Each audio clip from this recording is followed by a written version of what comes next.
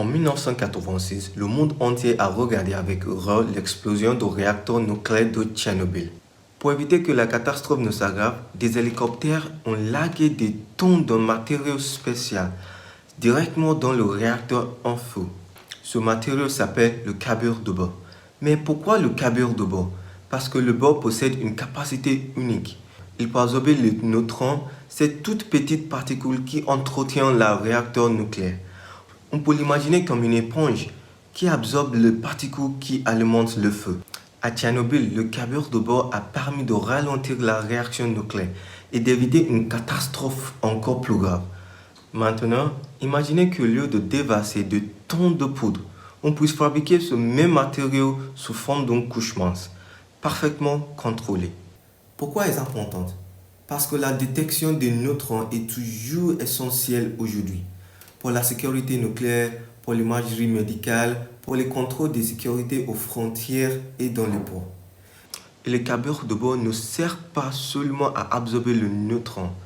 C'est un matériau extrêmement dur, chimiquement stable, résistant à la chaleur et surtout léger.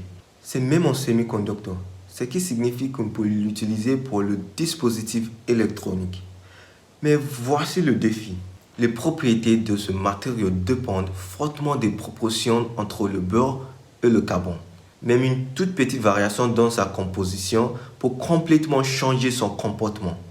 Donc, si on veut utiliser le carburant de bord dans des captures avancées ou en microélectronique, on a besoin d'un contrôle extrêmement précis de rapport beurre sur carbone. Et c'est là que mon travail de recherche intervient. J'utilise une technique appelée l'ALD pour Atomic Layer Deposition en anglais. On peut l'imaginer comme construire un mur en Lego, mais à l'échelle des atomes.